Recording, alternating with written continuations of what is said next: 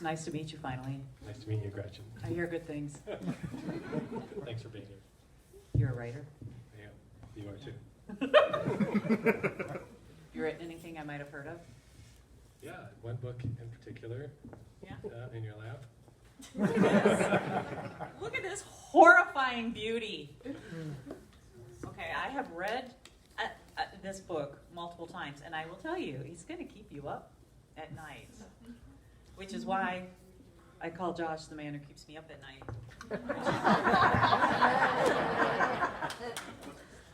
Thankfully, my husband has a good sense of humor. Where are you, Chad? There you are. Yeah. Okay, so I suppose people are wondering why me, a book club novelist who writes about humorous family dramas, is in conversation with you, who writes about murder. Mild Josh writes about murder. You want to tell the story, or should I? About You start. what brought You us start together. the story. Yeah, you tell the story. Okay. Well, Josh and I met actually in a writing class at the Loft Literary Center here in Minneapolis. Yes, that place does deserve a round of applause. And we met in Mary Gardner's novel masterclass. Mary was a Minnesota author, novelist, wrote many books, and we lost her last year. But she was really a beautiful, wonderful spirit and a wonderful teacher. And I think her daughter is actually streaming in, isn't she? She'll be watching the recording Okay. after.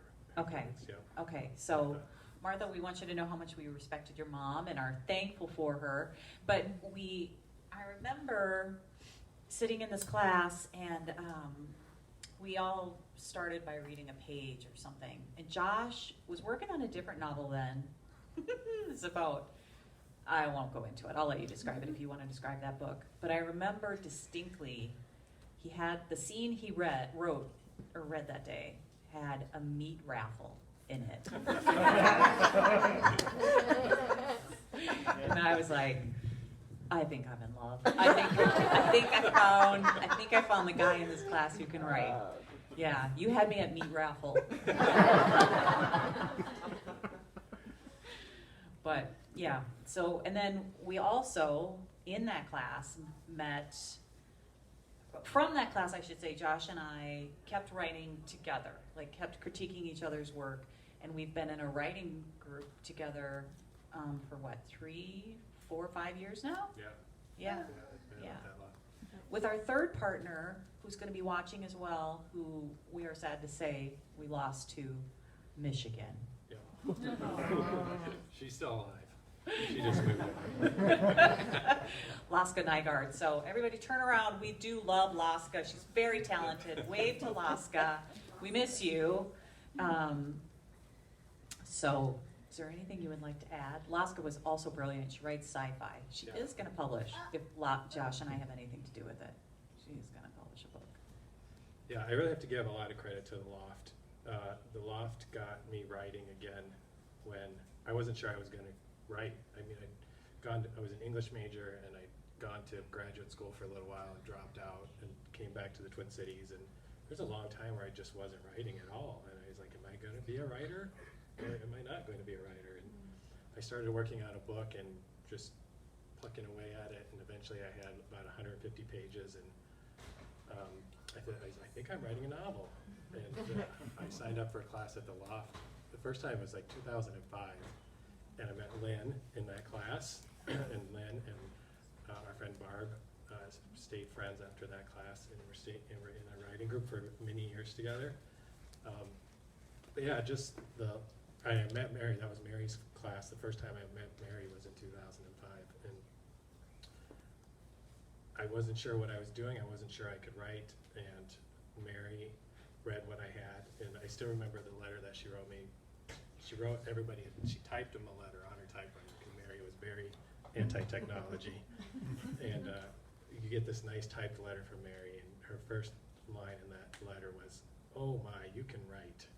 And it was just the encouragement that I needed at that point in my life.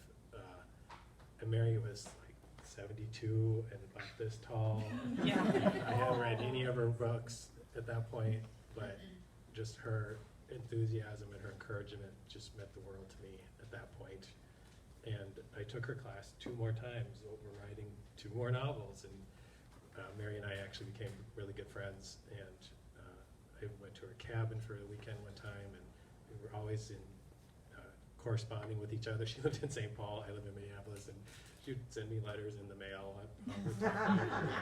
There's nothing better than getting a letter from Mary in the mail. So yeah, she's very much missed.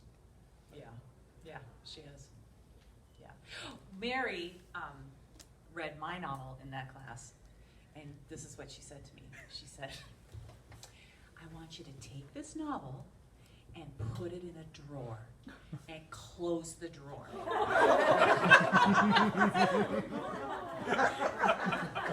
And then I want you to start a new one, because this novel has taught you everything it's going to teach you. But that novel that I started in Mary's class became my debut novel, Evergreen Tidings. So Mary knows of which she speaks. Yeah. Yeah, so Gretchen and I were in that class, and Gretchen started writing the book that became her debut novel in that class. And like she said, we kept meeting afterwards, and we were in a writing group. And then Gretchen got an agent, and then Gretchen got a book deal. And I was like, I want what Gretchen has. And you can sit there and be jealous and stew in it until you turn to soft meat, or you can use that jealousy to motivate yourself and keep writing and keep trying. And you know, I've been chasing Gretchen's star for as long as I've known her, and she's been a huge encouragement and gave me so much great feedback on this book, and I'm very grateful that we met. Yeah, as am I. As am I. I'm your biggest fan. Sorry, Chris. By the way, you got what I got. Eventually. I never doubted you. I always knew it would happen. Do you want to explain your book? Give everybody an introduction to the book, or do a reading? So yeah, and There He Kept Her is, it features Ben Packard, and he is a sheriff's deputy who has moved to Sandy Lake, Minnesota. It's a fictional town in somewhere north central Minnesota. He was a cop in Minneapolis, and he kind of had a personal tragedy in his life while he was in Minneapolis, and he was looking for a fresh start, kind of thinking if he moves, he'll leave his problems behind, and we all know that never really works out like you think it is. So he takes a job as a deputy in this small town in Sandy Lake, Minnesota, and he actually has history with this place. His family had a cabin here when they were kids that his grandparents built, and they used to go there all the time in the summer and the winter until his brother disappeared over the Christmas holidays one year, drowned, supposedly, never found the body, and that really kind of tore their family apart. They sold the cabin, they stopped coming back to this part of the state. But now there's a job there, he's got a cousin there, and so there's something that's pulling him back to Sandy Lake. And the thing about his brother will be a thread continuing on out beyond this book.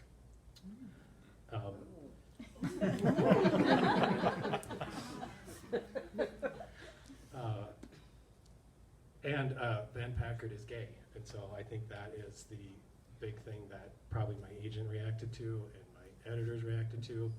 There are not a lot of contemporary police procedurals with a gay lead character, especially set in a rural community. I was looking for comp titles. Afterwards, I was like, well, this book is like this book, or it's like that book.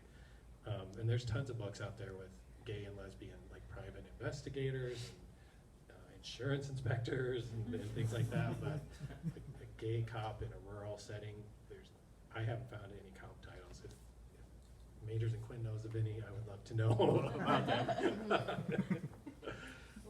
So yeah, I think that's what really interested my agent and my editor.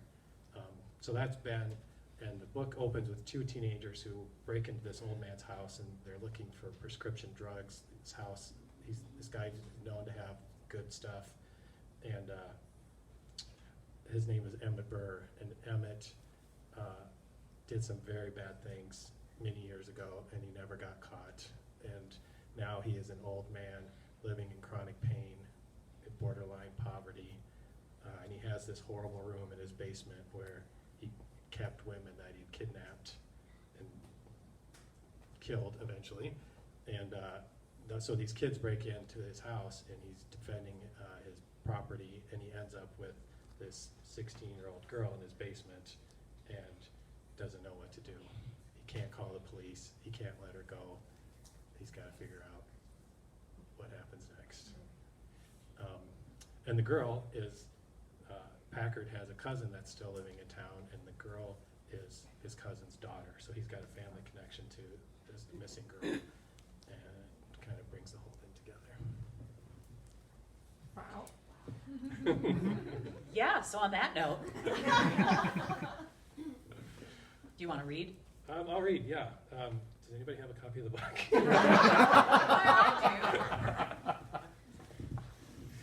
I'm going to read 2 short pages because Gretchen told me don't read too much.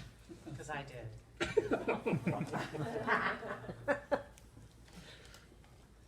Okay, this is a scene where Packard gets called to this incident between these 2 neighbors, and one of them is named Gary Bushwright, and Gary is in his probably in his late 60s, and he's big and fat and bald and bearded, and he's a retired truck driver, and he's flamboyantly homosexual as they come.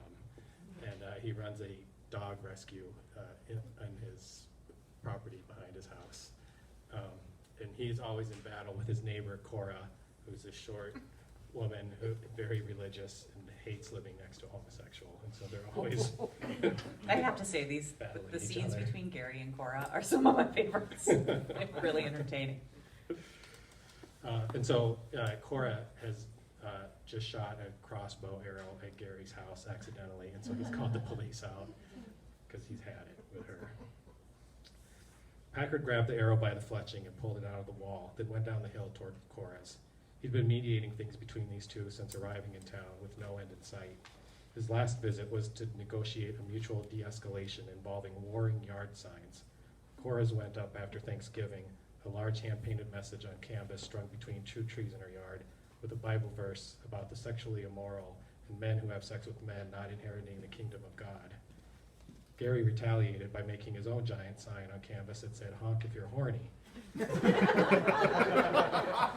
He wrapped his in blinking Christmas lights and put an 8-foot tall inflatable Santa next to it. The sheriff's department would have stayed out of it if Cora had not kept calling and complaining about the honking keeping her up all night. Cora was barely 5 feet tall with short red hair curled tight. She shouted her defense as Packard closed the distance between them. "It was an accident. I didn't mean it. Greta is my witness." "Cut the crap, Cora. Put down the crossbow and step away from it."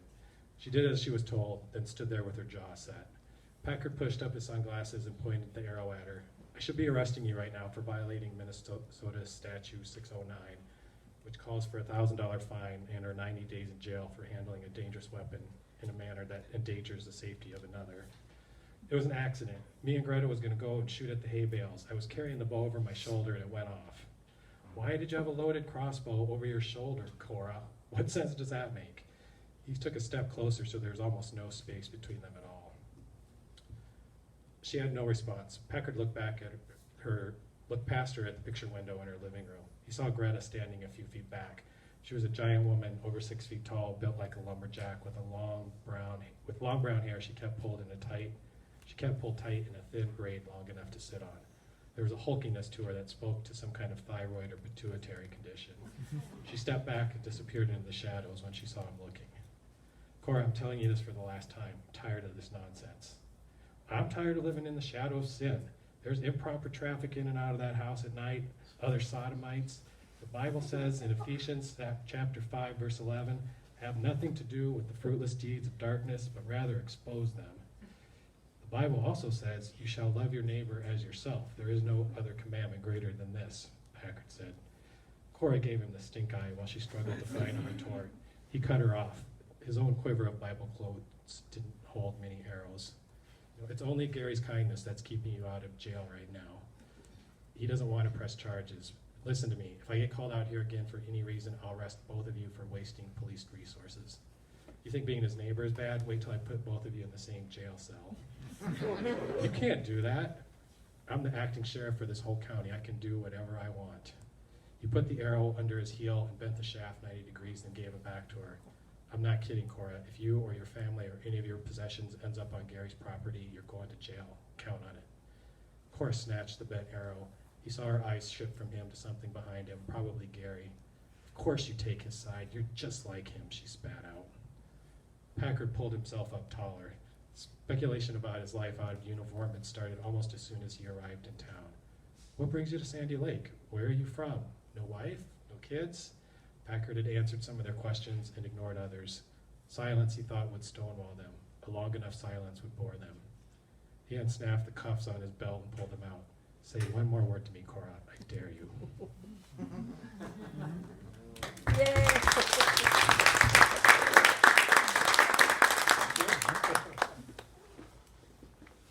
Not so bad, right? Not so bad. It's pretty light scene. I love that scene. In fact, it didn't strike me until you were reading it again that the one Cora I have known in my life is short with red short hair that's curled tight. Yeah. There you go. Yeah, meant to be, meant to be. So, I am really curious. I love Packard as a character, and I always have. He's got a kind of a very Minnesota confidence about him, where he's humble, but at the same time, he doesn't take a lot of, he's pretty blunt. Yeah, he doesn't take a lot of gruff, even though he gets a lot. Where did he come from? Like where was the seed of Packard, and how did he evolve and change as you've developed him? So when we met in that class, like you said, I was writing another book at the time, and there was a scene, there's a plane crash in that book, and the main character gets interviewed by this sheriff's deputy who is tall and good looking and has a beard and has very neat handwriting, and I don't know, these are the details about the deputy. But then later, that main character is being asked by a friend of his. He's telling his friend that he got interviewed by this sheriff's deputy, and the friend, there's a crude comment. They basically have a very crude conversation about this deputy being gay, and that was it. The sheriff's deputy was on 2 pages. He was, I don't know why he was gay, except to serve as kind of the butt of this joke at the time. And I wrote that book. And it was okay. It had major problems. I sent it out to a bunch of agents, and 4 or 5 of them read it, and they said, this book has major problems. So I put the book aside, but I kept thinking about this gay sheriff's deputy in a small town in northern Minnesota, and I was like, I wonder how he got there. I wonder where he came from. What are his secrets? What's his past? What's it like being in law enforcement in a small town where everybody's gossiping about you being gay? And so I plucked him out of that book and wrote this book to figure it out. Cool. I did not know that. I like that, though. You know what I want to know? How did he get such neat handwriting? I've never heard that on a list of attractions. Very neat handwriting. I don't know. I just, it was a comment that about, I just remember writing about his notebook. He was making notes in this really tiny, fastidious script. I don't know. Yeah. How has he changed? Do you think he has substantially changed? Well, he had no story in that first book, so, and there he kept her. It was just a whole entire process of figuring out, building this guy from clay, right, and forming him into a character. So I don't know if he's changed. I mean, I've written the second book, and writing the second book was so much easier because I knew this guy now. I knew where he came from. I knew what his issues were. I have another crime that he's solving in that book. He's still working on the case involving his brother. So he lightens up a little bit in the second book. It's hard. I don't really want to talk about the second book too much because we're going to talk about the first book. But he's a little uptight, I think, and I'm hoping that he relaxes a little bit and has some more fun in future books. Yeah. Yeah, I'm a fan. I gotta be honest, I'm kind of surprised that there weren't any other. I mean, they have a gay insurance adjuster, but they don't have a gay sheriff in any series. That surprises me. I haven't been able to find. I found one series in the UK. I can't remember the guy's name. I think he's got 2 or 3 books. He's working cold case crimes in London. That's like the closest I could find to a contemporary gay police officer in a book series. Way to be a groundbreaker, Josh. Yeah, I wish I knew I was writing about such a unicorn in the beginning. But it was just the idea that I had. Yeah. So tell everybody about Sandy Lake. How do you envision it? What was important to you to portray about Sandy Lake? What do you love about it? What do you hate about it? Would you move there? So I have connections to small towns like my whole life. My dad grew up in a small town in South Dakota, Wagner, South Dakota. It's got about population 1,300 people. He's a beekeeper, and so part of the year he would be in South Dakota, and part of the year he would be down in Texas in another equally small town on the side of the road. There's just nothing there. I went to a college in a very small town in South Dakota in Vermilion. We have a cabin in a small town in Wisconsin. So I feel kind of drawn to small towns, and I'm kind of equally terrified by them as well. There's definitely a charm, I think, to the idea of living in a small town, and but I've always just wondered, like, what does it take to make a life in a small town when there's few people to meet, and few places to work, and what are your options, and what keeps people there, and what brings them back? And I think the stuff that makes us feel like we're home changes as we through different phases in our life, and maybe a small town becomes more attractive later in your life or a different point in your life. But so Sandy Lake is just kind of an amalgam of what I know from the small towns that I know. It would be hard for me to point to a map of Minnesota and tell you exactly where it is. It's kind of wherever I want it to be at the time. There's a scene in this book where it involves these old marble quarries or granite quarries. It's like, are there any granite quarries where I think Sandy Lake is? And okay, well, maybe Sandy Lake's a little bit more over there. But it's got to be by a bigger lake, so it's so I don't know. You know, that's what the beauty of fiction, right? It could be wherever I want it. Okay, so we are going to do a speed round with Josh, as many questions as he can answer in 60 seconds. But first, I have a question for you that I ask every author that I'm in conversation with. And now that you are a published author, I can ask you. I'm scared. No, it's a good one. I personally find it fascinating, but readers tend to respond to this too. And the question is, what is it like in your head while you're writing?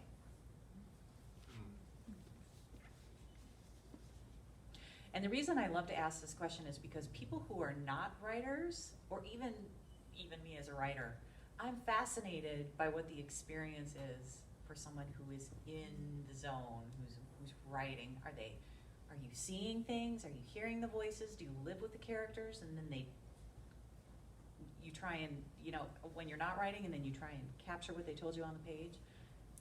Every answer that I've gotten has been very different. So what's it like for you? I think it depends on what I'm doing, if I'm writing or if I'm revising or if I'm sitting around thinking about what should be happening instead of writing. When you're in the flow. When I'm in the flow, I'm just seeing it and I'm just writing down what I see. And sometimes I think I know where the story is going, or I think I know what they should be doing, and sometimes it just happens. They go their own direction. And sometimes you have to rein that back in because you can feel them trying to go in the ditch. And sometimes it's a pleasant surprise, and you're like, I didn't think of that. And this book was hard because I did not have a plan. They call it, writers are plotters or pantsers, and I was pantsing. This means you're just writing by the seat of your pants. You don't have an outline. You don't really know where it's going. and I pantsed this book, and that's why I had to do 15 complete revisions of it, because it would get to a certain point, and I'd be like, oh, I think I need to add this, and then it's like weaving. You have to pull that thread all the way back through. So yeah, a lot of this was just happening in my head as it happened. The second book, I had a plan, I had an outline, and I wrote a first draft in 8 months, as opposed to I think 3 years it took me to write the first draft of this book. So yeah, it's two totally different approaches, and yeah. No, I won't wait. You have 8 months. Come on, I've seen you crank out a first draft in 8 months. Yeah, and then throw it away. All right, 60 seconds on the clock. Do we have a volunteer to time us? Ooh, Annie's got it. Okay, no wrong answers. All right. Don't think too hard. Go with your gut. Speed round. First question is, if you ever hit the New York Times bestseller list, how will you celebrate? Oh my gosh. We'll take a vacation. We haven't been on a vacation in 2.5 years, and I think we're going to go on a vacation whether I hit the New York Times bestseller list or not. Okay, on that Good vacation. What was the best vacation trip you ever took? Chris and I have taken some really fun trips to California. Speed round. Sorry. California. What are you going to drink when you get home tonight? An old fashioned. Nice. Okay, what is one thing you wish you bought less of? I wish I bought less clothes to wear in the office, because I never go to the office. Mountains or beach? Mountains. Red or white? Red. Would you rather have to listen to an a cappella group or watch Up Close Magic? Up Close Magic. Time. Nice, you squeezed it in right in time. Okay, here's the last one. Cheeseburger or pizza? Cheeseburger. Cheeseburger. All right, do you want to turn it over to questions? Let's have some questions if people have any. Yes. How did you go about querying agents? Did you use her as a, hey, can you ask your agent? Well, that one was easy because my agent doesn't rep mystery. Oh, okay. So, yes. Yeah. Gretchen was no help to me at all. Here was the advice I gave you, though. It was advice I read elsewhere. And it stayed true for you. I said, you don't have to panic until you get 60 rejections. All right. No, what I said is an absolute lie, because you gave me Barbara Poyle's name. Oh, yes, I did. And Yes, I sent my book to about 40 agents. That second book that I wrote when I met Gretchen, and Gretchen said Barbara Poyle reps thrillers. She's got a Minnesota connection, and you should hit her up. So I added her to my list. I don't know if I would have found her name if Gretchen hadn't given her name to me. So Gretchen doesn't know Barbara. I don't know Barbara. I just queried her like every other agent. And she was one of the 4 or 5 who requested to read that whole entire novel, and then told me it had big problems. And she said, I want to see what you write next. I remember that very clearly in her rejection email that she sent me. So 3-4 years later, when I have this book ready and to go out to agents again, I sent it right to Barbara, not even to her generic querying email address, because now I had her good email address. And I said, Barbara, I queried you 4 years ago with this title, and you said you wanted to see what I wrote next. Here it is. And it took her, she was one of several agents I queried at that time, and it took her quite a while to actually read the book, but she came back and offered me representation. And then she told you what? She said, don't let anybody argue otherwise, but you are A genius. a genius. Said that to everybody. Gretchen got me a t-shirt afterwards that said genius. And then it shrunk in the wash and Chris started wearing it. I'll get you a new one. When you hit the New York Times bestseller list, I'll get one that says NYT genius. All right, deal. Sorry, I have two questions to follow up. Did she say what was really horribly wrong with your other book? Oh, it was structural. There was a problem with the plot and the way I think the bad guy came in and the balance of the story. Yeah, I had done so many revisions on that book, and when they all told me the same thing was wrong with it, I was done. I couldn't see a way to fix it. I hated every word of that book, and I was like, I'm done. It just felt like, bread dough that you'd overworked, and I was like, I'm done with that book. I'm gonna write about this gay guy for a little bit. Thank you. Yeah, thanks for the question. Do you still have that book in a box somewhere? Yes, I have many revisions saved on my computer. I can go back to any one of those terrible revisions at any time.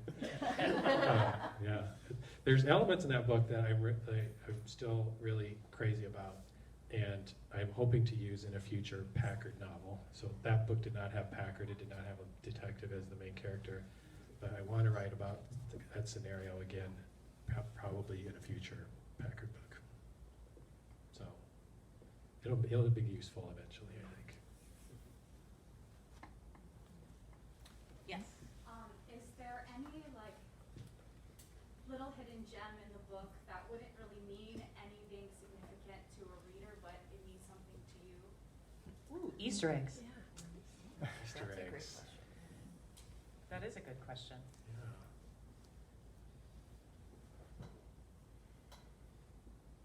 Yeah. I think there might be reference to a Bigfoot in this book, and Lynn knows the first novel I wrote was about Bigfoot, and when we were kids, my brother and I would go to bed, and my dad would come in and tell us a Bigfoot story every single night. And so I have a strong connection to Bigfoot. I think I'll probably try to work in a Bigfoot reference in every one of my books. The other thing is Packard gets a dog at the end of the book. It's a corgi, and its name is Frank. And my friend Rhonda had a dog, a corgi named Frank. And it's probably the only dog I've ever loved in my life. And it died probably 20 years ago. And I'm still putting corgis named Frank in things that I write all this time later. Thanks for the question. How did you find out you're getting published? Oh, this is a good story. So I got Barbara as my agent, and I thought, all right, the hard part is over. Let's print it, pack it, ship it, and do this. You never listen to me. Oh, gosh. But you didn't have as hard of a time as I did. No, Josh is one of the hardest workers I've ever seen, and he worked his tail off on this. Yeah. So I had done, like I said, I was pantsing this book, and I had to keep rewriting it and keep rewriting it and keep rewriting it before I even got an agent. And then it's her job to go out to publishers and editors and publishers and try to get them to buy the book. And so she would say, I've got you a meeting with the VP at top 5 publishers, and he loves your book and wants to talk to you about it. And I spent an hour on the phone with this guy, and he told me how much he loved the book. And then he told me everything that was wrong with the book. And I said, okay, I'll fix it. And I spent about 3 months rewriting the book. And then, you wait a couple months, and then Barbara calls you and says, yeah, he passed. And then she goes to the next publisher on the list. And she goes, this woman loves your book. And this woman, I thought, after I talked to her on the phone for like an hour and a half, I thought we were going to plan a vacation together. We were best friends at this point. And she just raved and raved about the book and how much she loved it. And then she told me what she didn't like about it. And so I spent 3 months rewriting the book again and waiting to hear back. And then Barbara called me and said she passed. You don't even get a follow-up conversation. No, okay, good, but it was just, they passed. So the third time, and this takes about a year now, so the third time she goes, this Sourcebooks loves your book. They have a Poison Pen Press, they print for thrillers. They want to meet you and talk to you about it. And so I met with them, and they went on and on and on about it. It was very flattering. And they said, at the end of that call, she said, I'm going to make an offer on this book. And I was like, oh, you mean after I rewrite it for you to your exact specifications? And she goes, no, I love the book as is. Yeah, from the second from the first revision, from the first editor to the second one, I also cut 40,000 words out of it. So it went from 135,000 words to like 95,000 words, and it needed it. It was, I can't believe the first guy didn't say anything about how long it was, but yeah, so she bought the third version, which was the 18th version, and she told me they were going to make an offer on it, and that's, I got a 2-book contract, and here we are. Wow.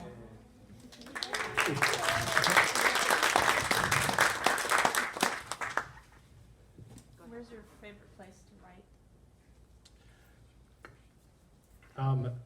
Pre-COVID, it was at in the little study room at the library. We live in Golden Valley, and I can walk to the library, and it's just like a little brick prison cell, with no distractions. And then the library was shut for 2 years. You couldn't go there, and so I got a lot more used to writing at home. But I get a lot of work done at home or at the library. Yes. What do you do with Chris when you're writing? I think me leaving the house to write gives Chris some needed alone time.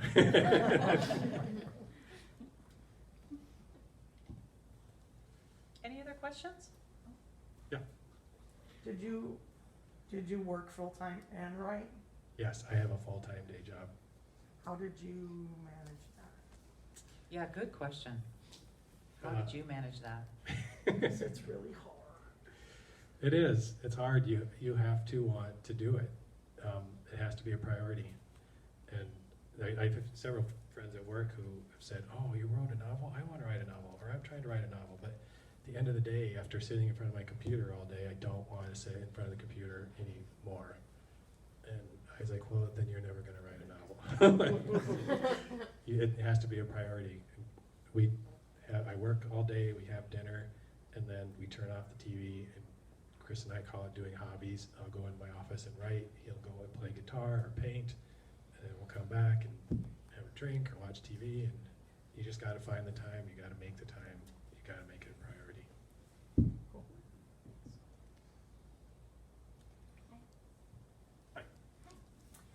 When you say rewrite, do you start from the very beginning, or do you keep a framework and move around through that? The way I do it, I have to have a complete first draft, and I just sit down and I write it from the first word to the last word.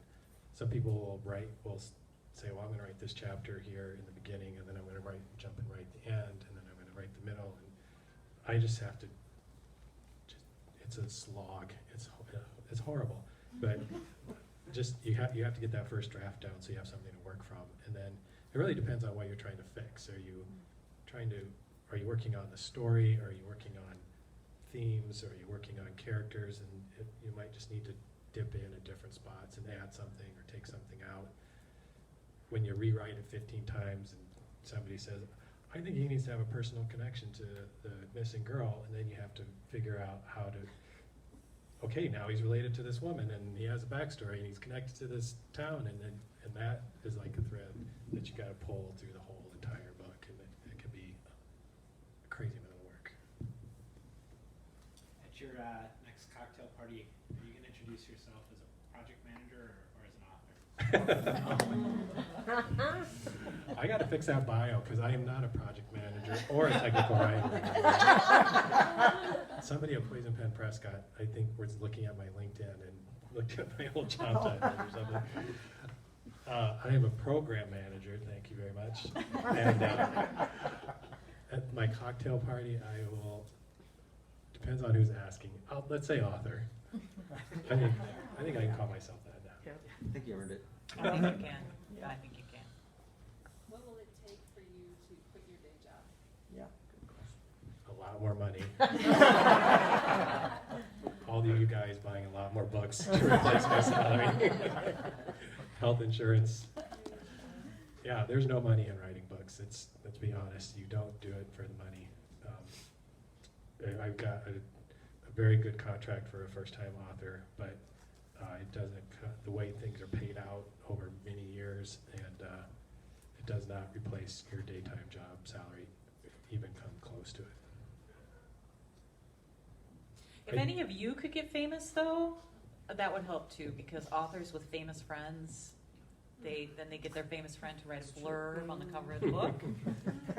You know, like Amy Poehler wrote a blurb for Cynthia Dupree, and boom, Oh, I know. bestseller.